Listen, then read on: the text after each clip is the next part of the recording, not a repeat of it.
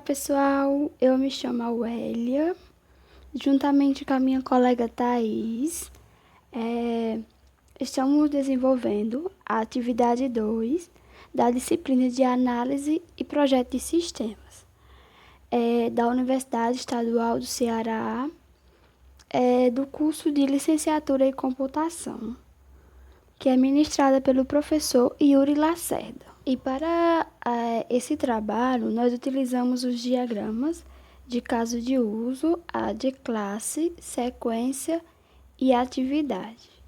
E a cada um vamos mostrar o exemplo para vocês.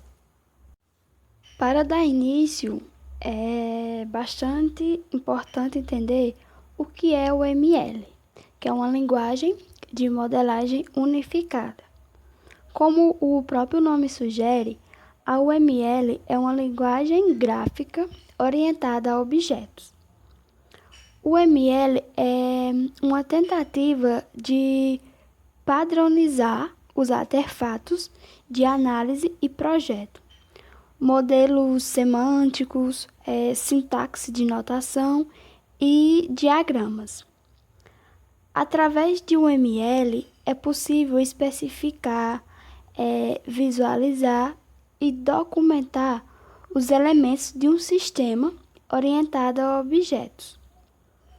Então, a UML ela é importante, pois serve como linguagem para expressar decisões de projeto, provê uma forma concreta o suficiente para a compreensão das pessoas e para ser manipulada pelas máquinas, é independente de linguagem de programação e é independente dos métodos de desenvolvimento.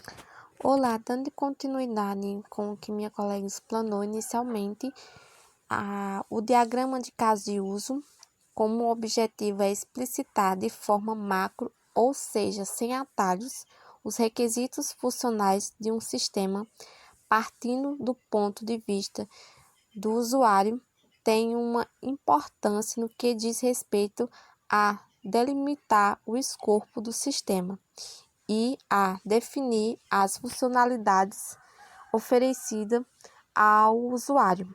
Assim sendo, o diagrama concentra-se em compreender o problema a ser resolvido e não há detalhes de implementação nesse momento. Vocês podem observar o diagrama de casos de uso a seguir na imagem, como vocês podem ver aí. Logo depois do diagrama de caso de uso, temos o diagrama de classes, que é um diagrama estrutural capaz de mostrar a composição interna das entidades envolvidas. Este é possivelmente o diagrama mais utilizado de UML. A principal entidade do diagrama de classes é a classe.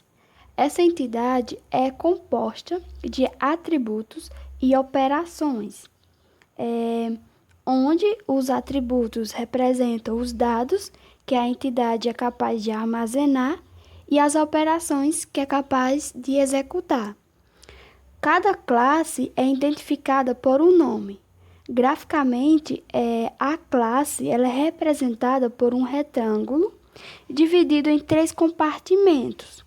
No compartimento superior deve constar um nome e no compartimento intermediário são adicionados os atributos e no compartimento inferior constam as operações. Temos aí representado para vocês um exemplo do diagrama de classe. Dando prosseguimento com o nosso assunto, diagrama de sequência. O diagrama de caso de uso é usado de modo a dar uma visão das funcionalidades que devem ser desenvolvidas e o diagrama de classe é utilizado em seguida para modelar as entidades de um software responsáveis por representar a nível de código as funcionalidades que aparecem no diagrama de casos de uso.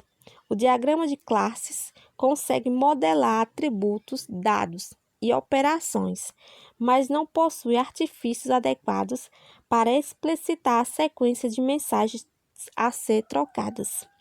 Adicionalmente, os autores podem aparecer para mostrar a interação entre os usuários do sistema e objetos do sistema. As entidades envolvidas com o diagrama de sequência são atores, objetos e linha da vida e operadores de controle.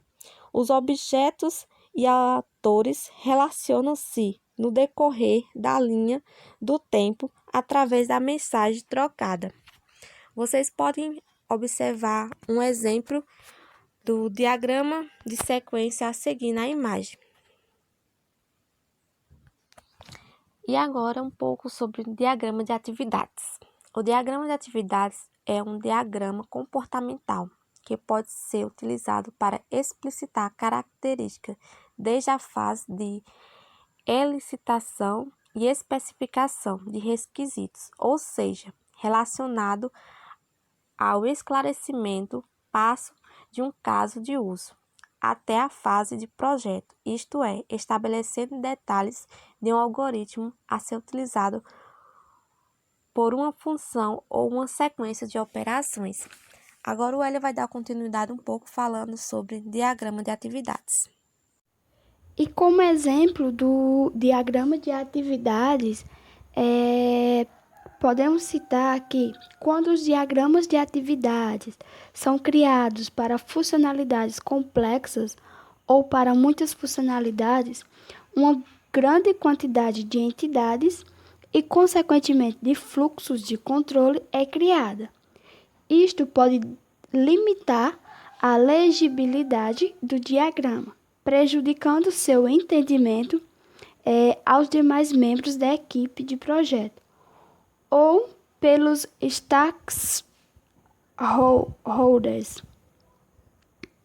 No exemplo a seguir, a legibilidade foi comprometida devido a um condicional relacionado ao valor da prioridade, como vocês podem observar nessa primeira imagem. Um conector ele pode ser utilizado com o intuito de melhorar a legibilidade deste.